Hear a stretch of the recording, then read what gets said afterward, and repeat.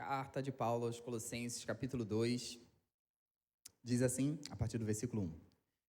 Porque quero que saibais quão grande combate tenho travado por vós e pelos que estão em Laodiceia e por quantos não me viram pessoalmente, para que o coração deles seja consolado, estejam unidos em amor e enriquecidos da plenitude da inteligência para conhecimento do mistério de Deus, Cristo, em quem estão escondidos todos os tesouros da sabedoria e da ciência. Digo isto para que ninguém vos engane com palavras persuasivas, porque ainda que esteja ausente quanto ao corpo, contudo em espírito estou convosco, regozijando-me e vendo a vossa ordem e a firmeza da vossa fé em Cristo. Senhor, meu Deus e meu Pai, muito obrigado, Senhor. Muito obrigado pela vida de cada um aqui, muito obrigado pela nossa vida, por o Senhor nos ter sustentado e nos feito chegar até aqui. Pai, eu te peço que em nome de Jesus agora o Senhor abra o nosso entendimento, Senhor, para a revelação da Tua Palavra. Que em nome de Jesus nós estejamos atentos à Tua voz e àquilo que o Senhor tem a falar conosco nesta noite. Pai, que não seja a minha voz, mas seja a atuação do Teu Santo Espírito falando em cada coração. E que nós possamos, Senhor, receber de Ti aquilo que o Senhor tem para falar em cada vida. É o que eu te peço e já te agradeço em nome de Jesus. Você que orou comigo, diga graças a Deus. Quem estava aqui no último culto jovem, levanta a mão aí. Amém. Para você que não estava, a gente está numa série de mensagens a respeito da carta de Colossenses. E para você que estava também, eu vou fazer um resumão do capítulo 1 que a gente falou no último culto, né? A gente falou a respeito da carta de Colossenses, Colossos, que é uma cidade de uma região chamada Frígia, Ásia Menor. E essa carta, ela é uma carta escrita pelo apóstolo Paulo, que ao ouvir de Epáfras, um colossense, a respeito do que estava acontecendo naquela igreja, decide escrever uma carta para dar algumas instruções para aquela igreja. E aí a gente falou sobre o que é uma carta, e a carta é um meio de comunicação, e nesse contexto, ela traz instruções para a igreja. Mas quando a gente entende que essa carta está na Bíblia e que ela foi ali colocada por uma inspiração do Espírito de Deus, a gente entende que essa carta não é apenas para os colossenses, mas é aplicada a cada uma das nossas vidas como os cristãos. Amém? E aí, Epáfras, quando visita Paulo escreveu essa carta na prisão, por volta de aproximadamente 60, 64 depois de Cristo. E aí, quando Epáfras vai visitar Paulo, ele fala a respeito da igreja de Colossos, e ele relata, né, além de alguns pontos positivos daquela igreja, algumas pressões culturais, algumas pressões e influências religiosas que estavam sobre aquela igreja lá. E aí, Paulo envia essa carta por meio de Tíquico, e nessa carta, no início, no primeiro capítulo, ele pontua alguns pontos positivos da igreja de Colossos, mas também fala a respeito de algumas orações que ele fazia por essa igreja, sobre pontos nos quais ela devia crescer e avançar, sobre coisas que ela devia se atentar para que o seu crescimento não fosse cortado, né, para que o seu crescimento pudesse ter continuidade. E aí a gente falou a respeito de uma parte do capítulo 1 em que Paulo começa a falar a respeito da doutrina de Cristo, das características de Cristo, da obra redentora de Cristo, e sobre como, apesar de Epáfras relatar alguns pontos preocupantes daquela igreja, Paulo se ateve, num primeiro momento, a não tratar especificamente desses problemas, dessas questões, mas em exaltar a Cristo para que os olhos desses colossenses pudessem estar voltados para Ele e que, através disso, eles tivessem um entendimento daquilo que eram os pontos que eles precisavam avançar no entendimento e no conhecimento do Evangelho. Amém? E aí, no capítulo 2, que é o capítulo que a gente iniciou a leitura agora, Paulo já vai ser um pouco mais direto com esses pontos que Epáfras relatou. Ele vai ser mais objetivo com algumas questões que, como no último culto a gente falou, que eram específicos da igreja de Colossos. E aí a gente falou sobre a questão, algumas questões culturais, algumas influências religiosas, sobre alguns aspectos místicos que estavam sendo misturados com o Evangelho, sobre algumas questões da lei mosaica que estavam sendo misturadas com o Evangelho, sobre essa mistura que eles estavam fazendo do Evangelho com outras crenças, com outras questões que não deveriam se misturar e que não deveriam fazer parte da vida daqueles cristãos. E aí, nesses primeiros versículos que a gente leu, a gente vê Paulo falando o quanto ele tem combatido, o combate que ele tem travado por aqueles que estão em Laodiceia. E aí ele cita Laodiceia porque era uma cidade próxima de Colossos. Então, trazendo aqui pra gente, é como se ele falasse assim, tô orando muito pela galera de Nova Iguaçu e de Belford Roxo. Entendeu? Porque eles eram próximos, eles estavam próximos ali, eram cidades próximas, e aí ele faz essa referência falando a respeito daqueles que, principalmente, não conheceram pessoalmente, ou seja, que Paulo não teve a oportunidade de ir lá e pregar pessoalmente para eles. E aí ele fala que ora para que o coração deles seja consolado, estejam unidos em amor e enriquecidos da plenitude da inteligência para conhecimento do mistério de Deus. E aqui Paulo já não é mais como no primeiro capítulo, em que ele vai afunilando até o entendimento de Cristo e fala a respeito de Cristo, mas aqui ele já é direto e fala do mistério de Deus, Cristo. Então, caso vocês ainda não tenham entendido, o que eu estou falando até aqui é sobre o mistério de Deus. E que mistério é esse? Cristo Jesus. Amém? Eu vou falar isso toda hora para ver se vocês estão correspondendo aqui comigo. Em quem estão escondidos todos os tesouros da sabedoria e da ciência. Aqui a gente vê sobre como ele começa a tratar algumas questões particulares daquela igreja.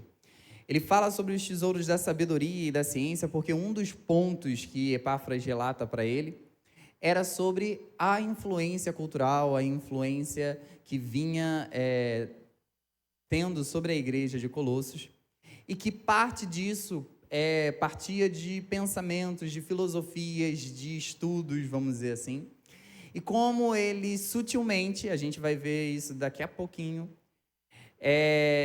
estavam indo por esse caminho.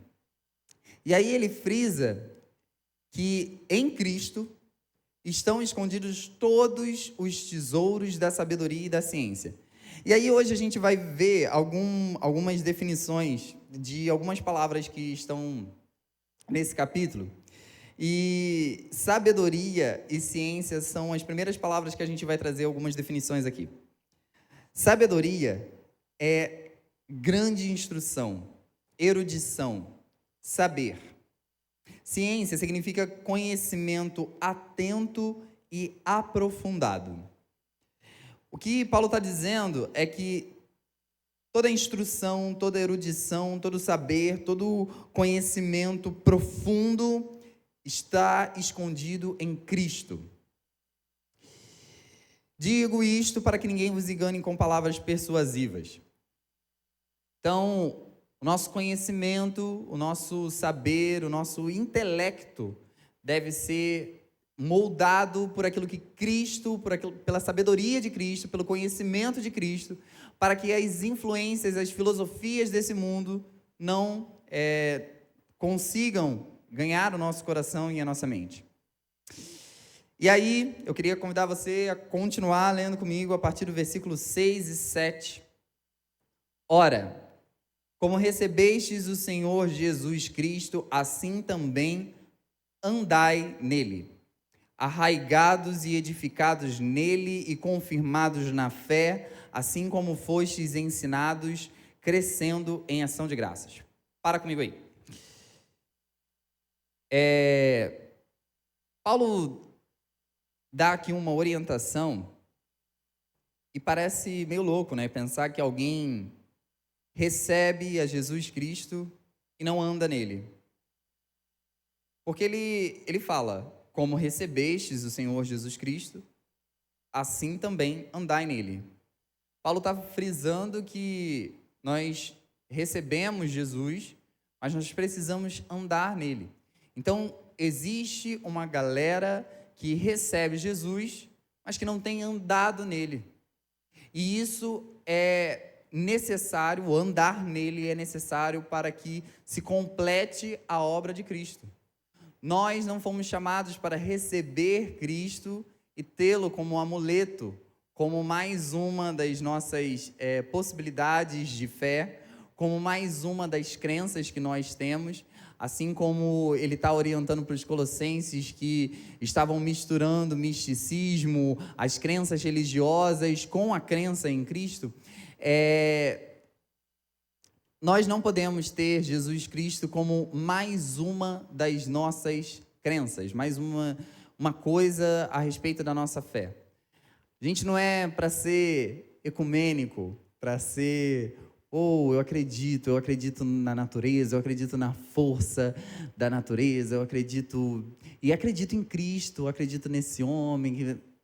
Não. Jesus não é uma das nossas crenças, mas Jesus é a única possibilidade, o único caminho, a única opção que nós temos.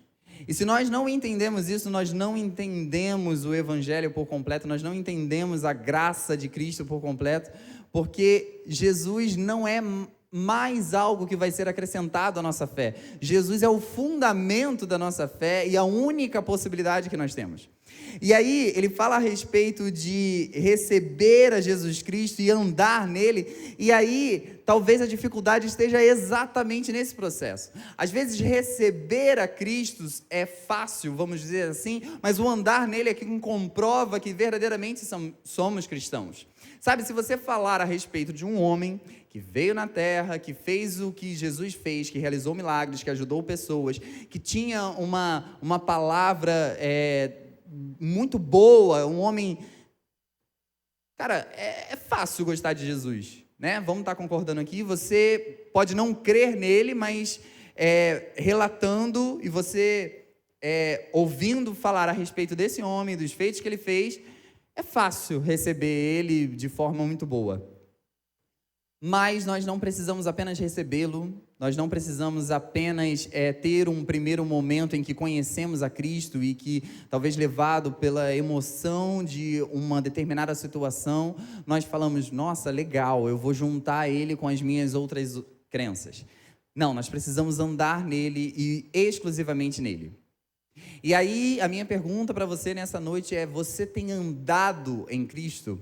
Você tem andado de acordo com a vontade dele, entendendo que a vida dele é a vida que você precisa viver, entendendo que você assim como um dia você recebeu, e eu não estou aqui de maneira nenhuma diminuindo o impacto de que o receber a Cristo tem nas nossas vidas, sobre esse momento em que nós encontramos com Ele, eu não estou diminuindo a importância disso, mas fazendo você entender que não basta você tê-lo recebido, mas que você precisa andar nele.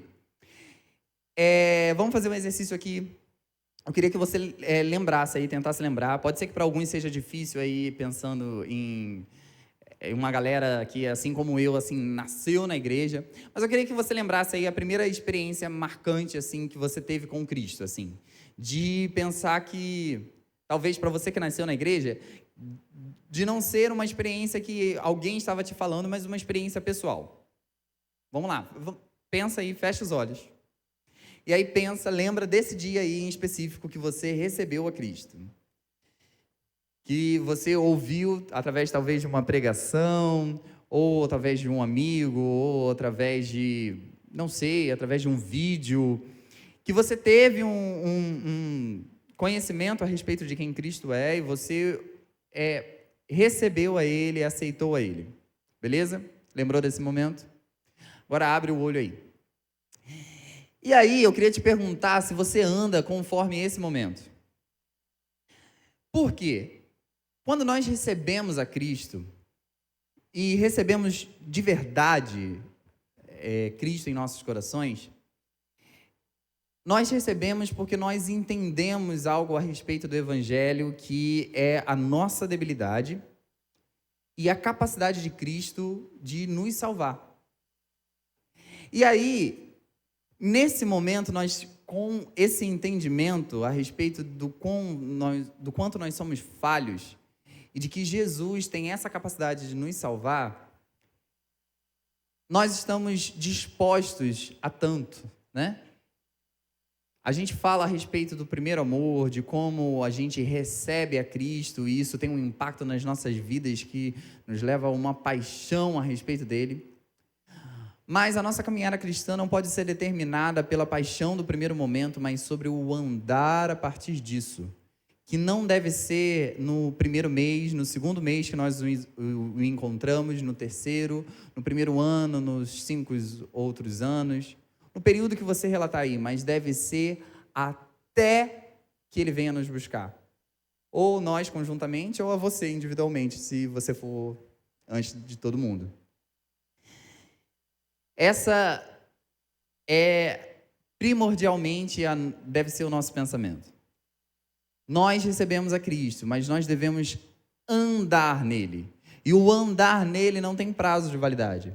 Uma vez que nós o recebemos, nós devemos andar nele todos os dias. Nós devemos viver de acordo com o que ele viveria todos os dias, buscando mais dele e buscando mais de quem ele quer que nós sejamos. E aí ele fala andar nele, e ele vai falar 2 termos aqui que eu achei incrível. Arraigados e edificados nele, e confirmados na fé, assim como fostes ensinados, crescendo em ação de graças. Pode ser que na sua versão esteja um pouco diferente, mas eu gostei muito dessa versão que diz arraigados e edificados. E aí eu falei que a gente ia falar sobre a definição de algumas palavras, e aí eu queria que você pensasse aí o que é arraigado. Arraigado diz respeito a raízes. Raízes nos remete automaticamente a uma planta, né? A uma árvore. Ela está ali arraigada. As raízes dela são o que firmam aquela planta. É por isso que quando a gente estuda a respeito do crescimento das plantas, quem está comigo diz amém.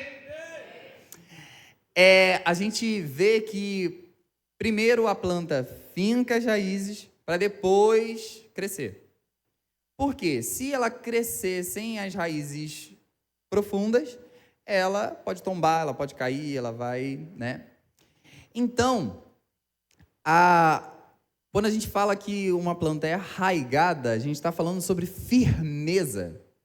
A gente está falando sobre ela ser firme, sobre ela poder crescer porque ela tem fundamento sólido. Mas tem uma outra característica a respeito do que é raiz, que é fixa.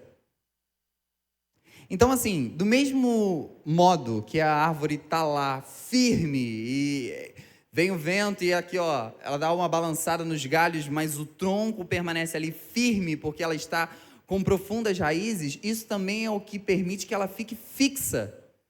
A árvore não se move daqui para ali, de lá para cá, e vai uma hora, ó, tá indo para lá, tá indo para lá. Não. A árvore está fixa, porque ela tem raízes profundas. O que Paulo está falando a respeito da nossa fé em Cristo Jesus, do conhecimento que nós devemos ter nele, é que nós devemos estar firmes nele e fixos nele. O nosso entendimento não pode estar em Cristo e daqui a pouco em outra filosofia, e daqui a pouco em outro conhecimento, e daqui a pouco apoiado no nosso próprio entendimento. Não, o nosso conhecimento a respeito de Cristo deve nos fazer ficar firmados nele e fixos, sem nos movermos, sem sairmos dali, sem acreditarmos em outras possibilidades, mas fixados na única verdade que é Cristo Jesus. E aí ele fala arraigados e fala edificados. E aí, edificação,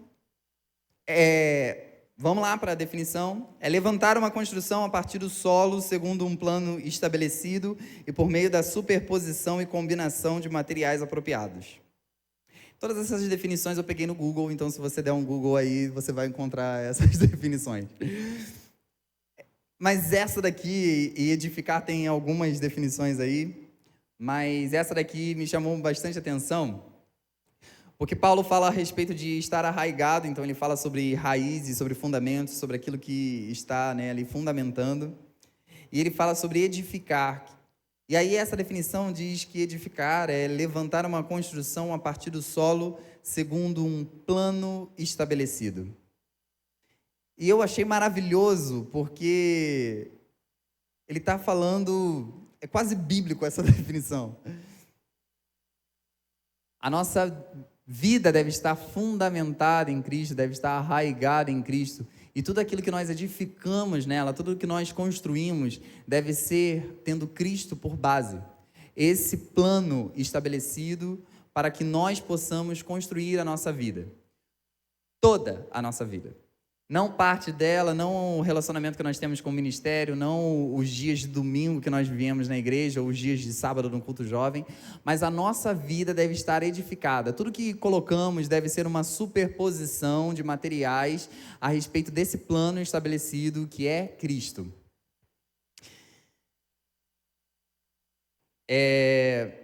Leia comigo aí, versículos 8 a 10. Cuidai para que ninguém vos venha a enredar com filosofias e vãs sutilezas, segundo a tradição dos homens, segundo os rudimentos do mundo, e não de acordo com Cristo. Porque nele habita corporalmente toda a plenitude da divindade, e nele estáis perfeitos, o qual é a cabeça de todo principado e toda potestade. Volta para mim aqui. Quem está comigo diz amém. Amém. Aqui a gente vê como Paulo está cavando, indo de encontro de forma objetiva às particularidades da igreja de Colossos. E aí ele fala sobre enredar com filosofias e vãs sutilezas. Então ele está tratando a respeito desses aspectos culturais que a gente estava falando que impactam na igreja de Colossos. E enredar é muito interessante, porque enredar vem de rede, de você se emaranhar numa rede. E é interessante pensar, e aí eu queria que você abrisse a sua imaginação para pensar junto comigo aqui, sobre uma rede que às vezes pode ser muito fina. Quem já viu aí uma rede de pesca, né? Beleza? E aí, por que ela dá certo? Por que ela funciona, né? Porque o peixe, na maioria das vezes, não vê aquela rede, e aí você vem puxando aquela rede, e ela é muito fina, ela é nylonzinho, emaranhado ali, mas pelo fato de ser emaranhado, pelo fato de, às vezes, ter muitos nós ali, e pelo fato de envolver, acaba conseguindo pegar o peixe. E aí, trazendo isso para o entendimento desse texto, enredar, nós somos enredados, e isso às vezes não é muito notório. Às vezes a gente pensa, e o inimigo tem várias artimanhas, e o mundo tem várias artimanhas, mas às vezes a gente pensa que vão vir com uma bazuca na nossa direção, para falar assim, tudo aquilo que você acredita a respeito de Cristo não é verdade. E talvez a melhor estratégia não seja essa, mas seja exatamente com vãs sutilezas. Seja de forma sutil. Seja uma rede, um fiozinho de nylon que parece inofensivo, mas que conforme você vai se emaranhando ali, quando você vê, você está preso, você não consegue sair daquele entendimento. Se você já pegou uma rede de pesca, você sabe que quando ela mesma se envolve nela mesma, é difícil até de desfazer aquilo ali, porque por mais que seja fino, por mais que seja sutil, quando ela envolve de verdade. Vãs sutilezas é um termo em que vão significa que não tem fundamento, contrário à realidade. E sutil significa feito com arte, delicadeza, não faz barulho. Eu fiquei pensando, como a gente leu e como a gente chegou ao entendimento de que a carta não era apenas para a igreja de Colossos, mas para cada uma das nossas vidas, quais são as vãs sutilezas da nossa era que tem nos enredado e que nós temos sido presos a elas sem nos dar conta de como essas filosofias têm tomado a nossa vida. E isso tem acontecido pela nossa falta de cuidado com as pequenas coisas. Os pequenos fiozinhos de nylon que, bem emaranhados, conseguem nos envolver e, quando nós percebemos, nós estamos bem enrascados. Sabe? Fiquei pensando a respeito das séries que a gente assiste, das músicas que a gente escuta, dos influenciadores que a gente segue, e sobre como um videozinho do Instagram, do Reels, de 15 segundos, em 15 segundos, em 15 segundos, em 15 segundos, num tempozinho tão pequeno, são capazes de repetidamente nos levarem a uma filosofia de vida que não está condizente com Cristo. Eu queria que você pensasse a respeito do conteúdo a que você tem acesso, porque o que Paulo estava falando aqui para a igreja de Colossos era sobre o que eles estavam vendo de filosofia, sobre as influências culturais que eles que estavam chegando até eles, e quais são as influências quais são as influências da nossa cultura hoje, que tem influenciado você e que talvez de forma sutil tenham te levado para longe do entendimento, do conhecimento, da sabedoria, da ciência, que estão fundamentadas em Cristo Jesus e nele apenas. Pensa aí nas pessoas que você segue, pensa em quais são as verdades que elas propagam, seja deliberadamente ou seja indiretamente. Pensa aí no conteúdo que você assiste na internet, nos vídeos que você assiste no YouTube.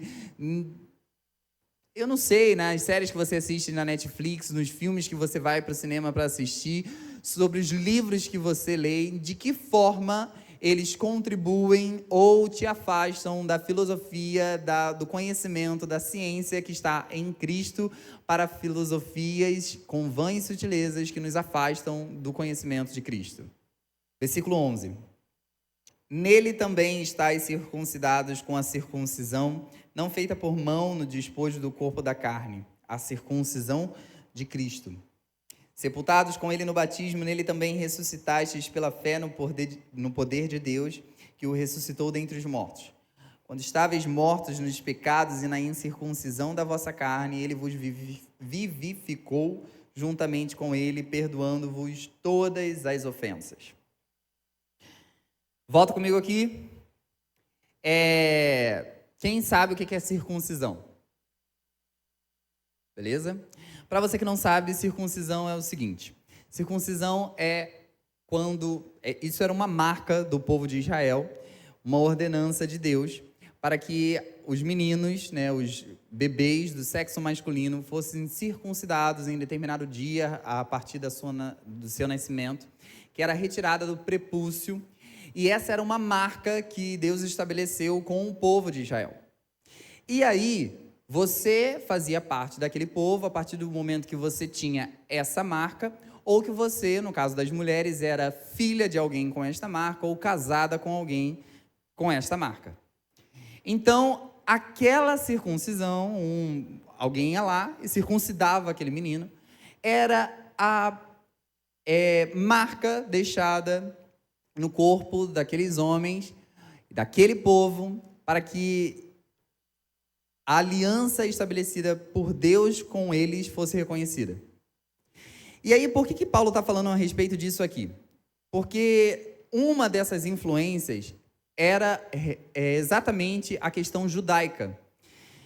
A igreja de Colossos sofria essa influência das leis judaicas, da lei mosaica, para que eles cumprissem aquilo que estava ali estabelecido. Só que a despeito dessa aliança ter sido extremamente importante, Paulo fala aqui a respeito de uma nova aliança, de uma nova circuncisão. Essa circuncisão já não era mais a marca num bebê do sexo masculino, mas era a circuncisão de Cristo, realizada em nossos corações e não necessariamente no nosso corpo. E aí ele está falando, olha, não se deixe levar por esses costumes dos judeus, mas entendam que a partir de Cristo é uma circuncisão realizada por Ele, e não no nosso corpo físico, mas no nosso espírito, na nossa alma, e sepultados com Ele no batismo, nele também ressuscitastes, pela fé do poder de Deus que o ressuscitou dentre os mortos. Quando estáveis mortos nos pecados e na incircuncisão da vossa carne, Ele vos vivificou juntamente com Ele, perdoando-vos todas as ofensas. Lê comigo o versículo 14. Havendo riscado a cédula que era contra nós nas suas ordenanças, a qual, de alguma maneira, nos era contrária, e atirou no meio de nós, encravando-a na cruz. Eu queria ler esse versículo em outra versão. Na NVI diz assim: e cancelou a escrita de dívida que consistia em ordenanças e que nos era contrária.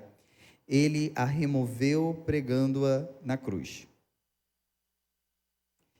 Ele fala a respeito da circuncisão, do batismo, ele fala sobre alguns atos, e ele fala a respeito de como, quando nós ainda estávamos mortos e quando ainda estávamos na nossa incircuncisão da carne, Ele nos vivificou juntamente com Cristo, perdoando as nossas ofensas. E aí, o versículo 14 é extremamente grandioso, porque ele fala, havendo riscado a cédula que era contra nós nas suas ordenanças. E aí, na versão NVI que eu li, ele diz a escrita de dívida. Aqui ele está falando do nosso pecado. Ele está falando dos nossos erros diante de Deus. E aí, eu não sei se você tem a noção da grandeza desse versículo aqui, quando ele fala, havendo riscado a cédula que era contra nós. Eu não sei se você está entendendo o poder disso aqui, porque o pecado, ele é infinitamente horrível. E ele não é infinitamente horrível por conta da sua ação. A sua ação, ela pode ser até má, mas não é sobre isso. O problema não é o que você faz, é contra quem você faz. É sobre quem você está desobedecendo. O pecado é infinitamente terrível, porque ele é uma desobediência a Deus. Essa é a gravidade daquilo que nós temos. Uma vez eu ouvi uma alusão, eu já devo ter falado aqui, não sei se eu falei, mas se eu já falei, você ouve de novo, em nome de Jesus. Imagina que a gente está aqui zoando, tal, não sei o quê, e aí você pega uma bolinha de papel, faz uma bolinha de papel, e aí eu taco aqui, taquei na Joana. Pô, ruinzão, feião, né? Pô, caraca, maior quinta série. Não tem necessidade, a Joana falou que não gostou. Imagina que eu pego uma mesma bolinha de papel e taco no diácono Fábio. Pô, piorou. Pô, diácono, né? Pô, que isso, como é que faz isso? Que brincadeira é essa, Alisson? Pelo amor de Deus, respeito, né? Agora imagina que um rei está passando aqui, e aí teve um evento aqui na igreja, e convidaram o rei para estar aqui. E aí, eu no meio do evento, vou lá e taco uma bolinha de papel. Pô, na mesma hora aparece 5 do meu lado, eu já saio daqui como? Ó. Brota segurança do rei, não sei nem se rei, não é segurança que chama, né? Mas enfim, vai brotar uma galera, falar assim, que isso, que tá fazendo? Ó, os caras já cobrindo o rei. O problema não é a bolinha de papel, o problema é em quem eu estou tacando a bolinha de papel. O problema é o que isso representa sobre a autoridade que está ali representada. Então, o nosso pecado, ele é infinitamente terrível, não por conta da bolinha de papel, não por conta da nossa ação, mas é porque isso desobedece um Deus que é infinitamente santo. Então, o nosso pecado, a nossa dívida, e aí eu quero fazer você entender o que esse versículo está trazendo, riscar essa cédula Sabe, riscar essa dívida é algo muito grandioso, não é algo trivial. Porque o nosso erro não é, ainda que seja terrível, tacar uma bolinha de papel na Joana, desrespeitar a figura do diácono Fábio, ou desrespeitar a figura de um rei que pode visitar a nossa igreja. Quão mais terrível é desrespeitar a Deus, é desobedecer uma ordenança estabelecida por alguém tão santo, tão perfeito, tão soberano, tão majestoso, tão grandioso, tão infinitamente maior do que todos esses exemplos que eu trouxe aqui. E aí, esse verbo que na minha versão está havendo riscado, né? Ou na outra versão está cancelou a escrita de dívida. Alguns historiadores vão falar que esse verbo, que está traduzido como havendo riscado ou cancelando e tudo mais, ele faz alusão a apagar. Mas não é apagar, talvez a nossa ideia, né? Quando você pensa em apagar, você pensa uma caneta, você ali, escreveu de caneta e você passa o lick paper. Beleza, você apagou aquela informação de certo modo, mas aí você, né, deixou ali uma marca, né? Ou então num lápis que seja, que você passa a borracha, mas ali no papel ainda vai ficar uma marca, uma mancha, uma fissura ali a respeito de onde passou o lápis, né? Mas a alusão que é feita aqui nesse texto é de você pegar um pergaminho escrito com uma tinta e passar um ácido nele. E aí, quando você passa esse ácido, aquela tinta se dissolve e já não existe nenhum resquício do que estava escrito ali. Não existe forma de alguém chegar e, como no caso da caneta com lick paper, colocar contra a luz e tentar ver o que estava escrito, ou no caso do lápis, ver que estava alguma coisa escrita ali, que mesmo que você escreva algo por cima, existe uma marca, uma mancha que ficou ali, mas é sobre um processo pelo qual passa aquele pergaminho que não existe possibilidade de alguém dizer o que estava escrito ali. O que Paulo está falando aqui é que Deus pegou, através de Cristo Jesus, essa dívida tão gigantesca, essa cédula, essa escrita de dívida, e apagou dessa forma. De forma que não existe mais nenhuma possibilidade, nenhuma marca, nada que possa trazer algum conhecimento a respeito do que estava ali escrito. E aí ele fala sobre essa escrita de dívida que nos era contrária, e a tirou do meio de nós, encravando-a na cruz. Aqui eu vou te trazer outro contexto histórico. Talvez, quando Paulo falou encravando-a na cruz, ele estivesse fazendo referência a um procedimento antigo, em que quando uma lei ou um decreto era revogado, para que as pessoas tivessem ciência de que aquilo ali já não tinha mais valor legal, eles eram encravados num poste, era colocado um poste lá, e aí colocava aquela lei, aquele decreto que estava revogado, informando a respeito da revogação, para que as pessoas soubessem que aquilo ali já não tinha mais vigência, que aquilo ali não era mais válido. E aí a nossa escrita de dívida, aquele decreto que era contra a nossa vida, está ali, encravado, para que todos vejam que já não há mais vigência na morte sobre nós, porque ela foi encravada, ela foi revogada, e o poste sobre o qual ela foi encravado é a cruz de Cristo. Gente, que isso? Havendo riscado a cédula que era contra nós nas suas ordenanças, a qual de alguma maneira nos era contrária, e a tirou do meio de nós, encravando-a na cruz. Despojando os principados e potestades, os expôs publicamente a vergonha, triunfando deles na cruz.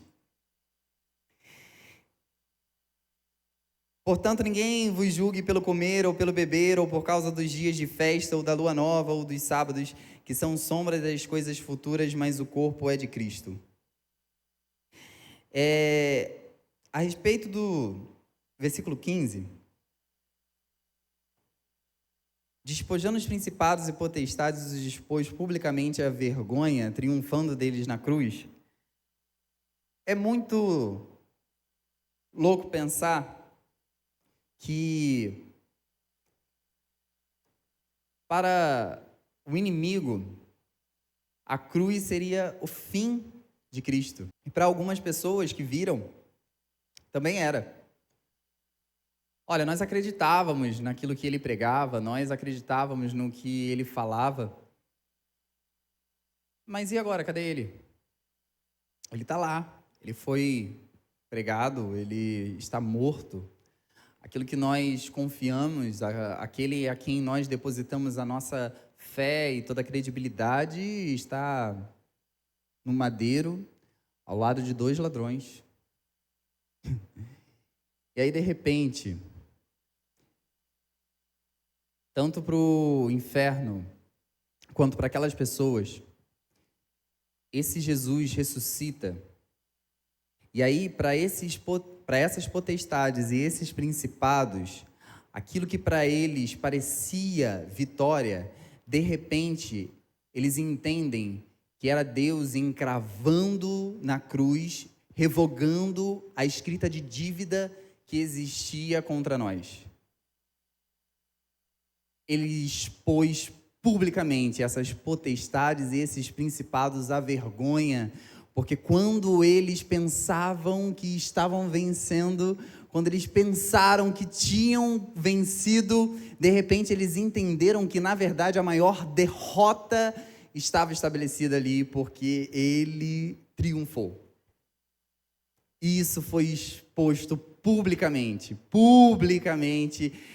Sabe aquele momento que tu pensa que tu vai dar um susto em alguém? E aí, de repente, você se estabaca, cai no chão, sei lá.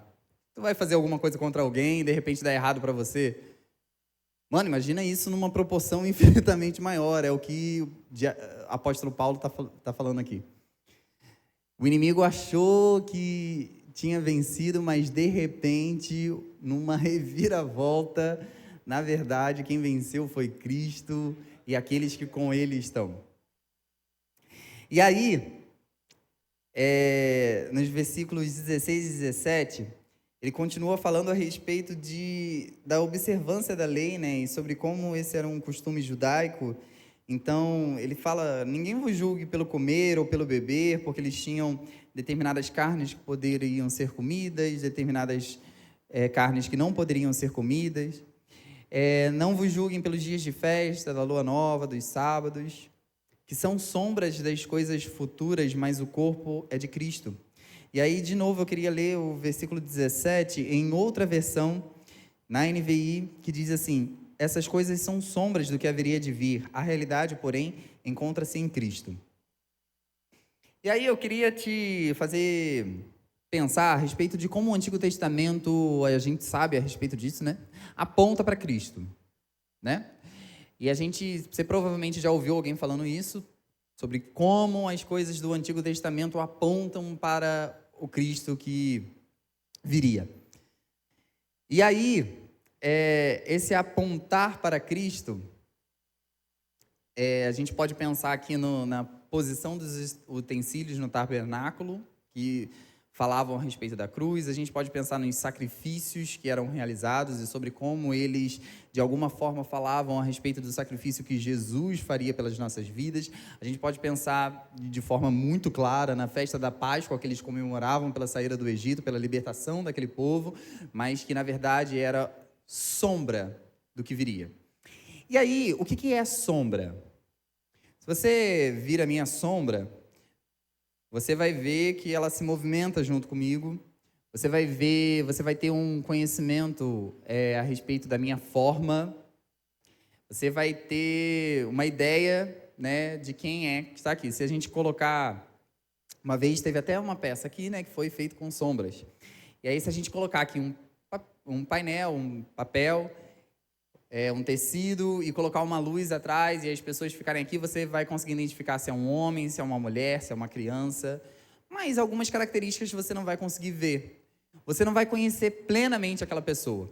Se você vir aquela sombra, de repente você consegue até identificar um que seja mais gordinho, um que seja mais magrinho, mas se colocarem duas pessoas parecidas e elas saírem, você não vai saber quem é quem. A sombra, ela demonstra uma forma, ela mostra alguma coisa, mas ainda há muito oculto quando nós vemos apenas a sombra. E esse apontamento do Antigo Testamento era para Cristo. Então, essas sombras são, na verdade, a sombra do que viria, que era Cristo. E tem um aspecto a respeito da sombra que é o mais impactante de todos. Amém ou não amém? Amém. A sombra, ela pode até te fazer identificar, até te fazer conseguir discernir se é homem, se é mulher, se é criança, se é jovem, se é mais velho. Mas a sombra não tem vida em si mesmo. E esse é o principal aspecto. A sombra, a lei, não trouxe vida. A lei, a antiga aliança, não trouxe a vida, porque a vida está em Cristo. E aí, nós precisamos entender que, assim como aqueles colossenses precisavam entender, que essa religiosidade, que essa coisa que os judeus estavam tentando implantar, na verdade não faziam sentido, porque tudo isso foi importante durante um determinado período, mas eles apontavam para algo muito maior. Essa aliança que Deus tinha feito com os homens não era a melhor aliança, porque ela dependia dos homens. E aí ele vem com uma aliança melhor ainda, porque ele estabelece uma aliança com os homens por intermédio de Cristo.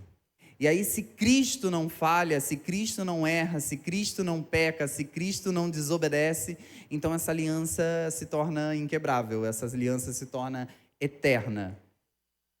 Esse é o poder do Evangelho para as nossas vidas. A aliança anterior teve sua importância, mas uma nova aliança foi estabelecida e ela é infinitamente maior porque ela é estabelecida por intermédio de Cristo e, portanto, ela é perfeita. Portanto, se estáis mortos com Cristo, esse é o versículo 20, quanto aos rudimentos do mundo, por que vos sobrecarregam ainda de ordenanças como se vivesseis no mundo, tais como não toques, não proves, não manuseis?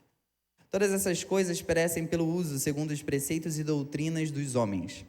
Tais coisas têm, na verdade, alguma aparência de sabedoria, em devoção voluntária, humildade, em disciplina do corpo, mas não são de valor algum, senão para a satisfação da carne.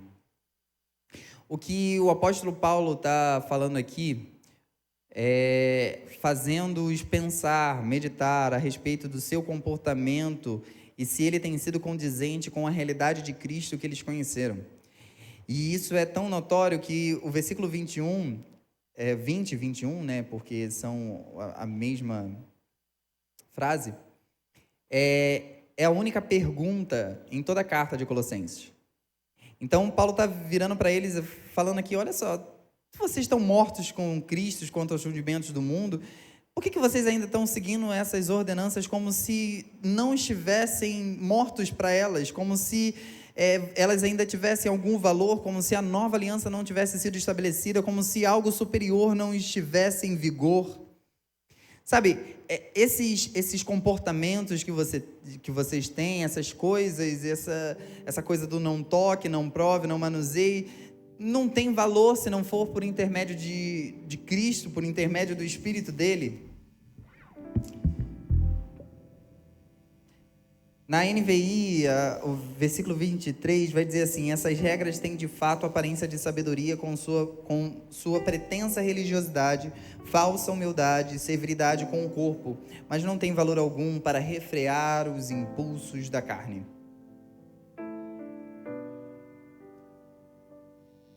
E aí a gente às vezes cai numa tentativa de não tocar, não provar, não manusear, para que de alguma forma, através de algo que nós podemos fazer, nós possamos cumprir com aquilo que Deus estabelece. Para que de alguma forma as nossas atitudes, os nossos comportamentos possam nos tornar mais santos ou nos fazer mais aceitáveis diante do Senhor. E aqui eu não estou fazendo apologia ao pecado, eu não estou falando que não é para você se privar de fazer determinadas coisas de acordo com a palavra, mas o que eu estou falando é que isso não pode ser na força do seu braço, porque você irá fatalmente falhar. A nova aliança foi estabelecida exatamente porque se você tentar estabelecer a sua santidade, a sua aceitabilidade diante do Senhor, pelo não toque, pelo não prove, pelo não manuseio, pelo não fale, pelo não faça isso, pelo não faça aquilo, você está fadado à ruína. Mas nós podemos fazer isso por intermédio de Cristo, através do seu Santo Espírito agindo em nós. E só por isso. Se não tiver isso, essas coisas, esse não tocar, não provar, não manusear, tem até a aparência de alguma sabedoria, de alguma devoção, de alguma humildade, de alguma austeridade com o próprio corpo, mas ela não vai ser capaz de refrear os impulsos da carne. Pode ter alguma aparência de sabedoria, mas a verdadeira sabedoria e a ciência estão escondidas em Cristo e nele somente. O início do capítulo 3 vai dizer assim: portanto, se já ressuscitastes com Cristo, buscai as coisas que são de cima, onde Cristo está sentado à destra de Deus. Pensai nas coisas que são de cima e não nas que são da terra, porque já estáis mortos e vossa vida está escondida com Cristo em Deus. E aqui eu queria te trazer o contraponto que Paulo está estabelecendo no final do capítulo 2 e no início do versículo 3. Ele está falando sobre as coisas para as quais os colossenses e nós estamos mortos, e aí ele inicia o capítulo 3 falando a respeito das coisas para as quais nós ressuscitamos e nós estamos vivos. Então nós estamos mortos para os rudimentos dos mundos, nós estamos mortos para essas ordenanças, nós estamos mortos para essas doutrinas humanas, nós estamos mortos para aquilo que é aparência de sabedoria e devoção voluntária e uma falsa humildade e uma disciplina com um corpo que não gera verdadeiramente santidade, mas estamos vivos e devemos buscar as coisas que são de cima. O que são as coisas de cima? São as coisas que estão onde Cristo está sentado à destra de Deus. Nessas coisas vocês vão pensar, não nas que são da terra, não naquilo que perece com o uso, não naquilo que se vai, não daquilo que quando tudo for abalado será abalado, não daquilo que será corrompido porque é corrupto, não daquilo que será corrompido porque é corruptível, mas nas coisas que são de cima pensai, porque a vossa vida está escondida em Cristo Jesus. E esse escondido não significa que nós não possamos encontrá-la, mas que nós devemos buscá-la nele. É como aquele mistério que a gente falou lá, sabe? É um mistério, mas está revelado, e esse mistério quem é? É Cristo. Então ela está escondida, mas nós sabemos onde ela está em Cristo. E aí nós devemos buscá-la onde? Nele. Sabe? A vida de você está escondida onde? Está escondida atrás daquela cortina ali que eu estou apontando para vocês. Vá até lá, encontre a sua vida, vá até Cristo. É como se Deus estivesse como um pai, sabe? Se escondendo do filho, mas dando vários sinais a respeito de onde ele está para que você possa encontrá-lo.